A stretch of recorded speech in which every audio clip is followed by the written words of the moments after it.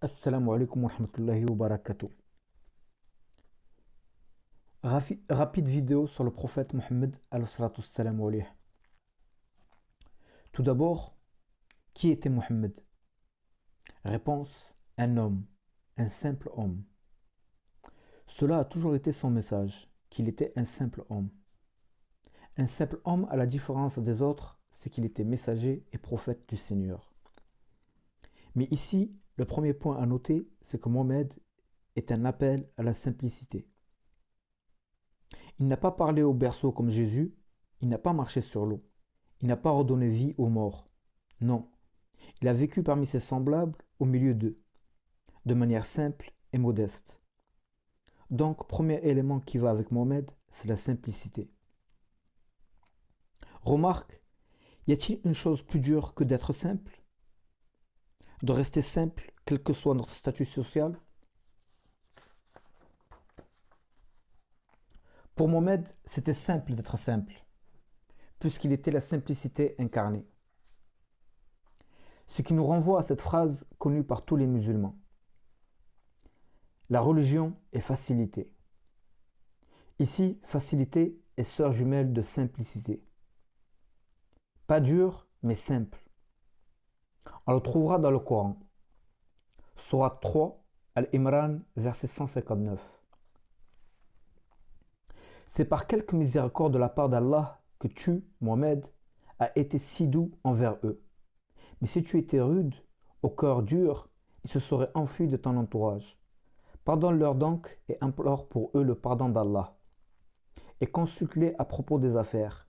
Puis une fois que tu t'es décidé, confie-toi donc à Allah. Allah aime en vérité ceux qui lui font confiance. On voit donc que Mohammed était simplicité et douceur. Deuxièmement, Mohammed était synonyme d'égalité et de justice. Cela s'est illustré dès son arrivée à Médine et la construction de sa maison.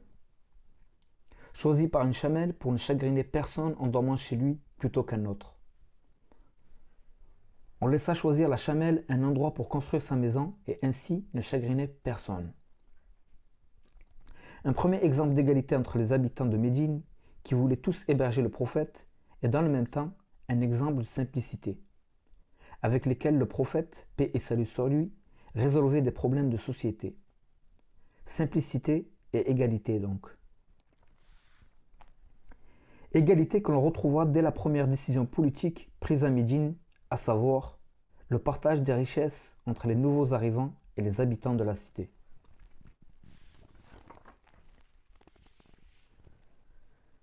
Ce qui d'une pierre fera deux coups. Le premier, l'effacement de la hiérarchie sociale avant son arrivée dans la ville, avec notamment l'abolition de l'esclavage. Et le second, la semence de la future société qui est en train de naître. Une société où tout le monde se sent l'égal de l'autre tout en respectant la fonction d'autrui. Pour prendre des exemples d'aujourd'hui, l'éboueur, fier de son travail car utile à la société. Tant le général étant fier d'assurer la sécurité du peuple, tant le professeur fier d'être le moteur de l'éducation, et ainsi de suite. Sachant que tout ce beau monde se côtoyait tous les jours, simplement, chacun fier de son rang. Comme le pauvre était fier d'être pauvre, car Allah aime les pauvres, vu que ceux qui remplissent le paradis sont les pauvres. Comme le riche était fier d'être riche, car Allah aime le croyant fort, et que la main qui donne est supérieure à celle qui reçoit. Ainsi, chacun pouvait verser l'aumône à autrui sans que celui-ci se sente diminué. C'est ainsi que Médine s'est vue une cité devenue dynamique, car chacun était fier de ce qu'il était et vivait confiant en l'avenir. Car si Mohammed était synonyme de simplicité et d'égalité, il était surtout synonyme de confiance en l'avenir. Toujours confiance en l'avenir. D'ailleurs, son surnom connu de tous avant qu'il ne devienne prophète, n'était-il pas Al-Amin, qui signifie celui qui est digne de confiance. Pour cette raison, que Mohammed a toujours respecté ses pactes, ses engagements et qu'il a exhorté les musulmans de faire de même, conformément aux lois de l'islam. Enfin, Mohammed était synonyme d'instruction.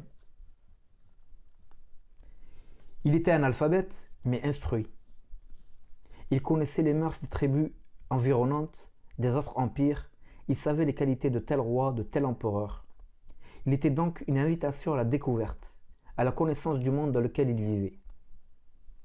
Cela pour pouvoir respecter les mœurs d'autrui en cas de voyage, par exemple, ou bien encore de bien connaître un futur tiers avec qui il pourrait signer un pacte ou faire du commerce, etc.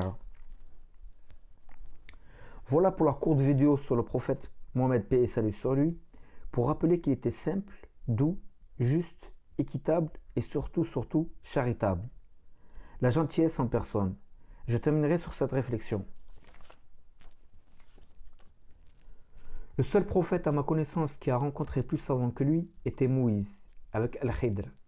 Simple homme, mais avec une qualité aimée du Seigneur, la gentillesse, à ne pas confondre avec naïveté. La gentillesse, source de savoir. Je veux pour preuve l'histoire de Khidr et Moïse. Khidr accepta que Moïse le suive, bien qu'il savait qu'il ne pouvait pas résister à son comportement, mais il le fit par gentillesse. La gentillesse de lui faire croître son savoir. Sachant que Mohammed est le plus grand savant humain, il est alors logique qu'il ait été le plus gentil. Avec pour preuve cette phrase: sourire est une aumône. Assalamu alaikum wa rahmatullahi wa barakatuh.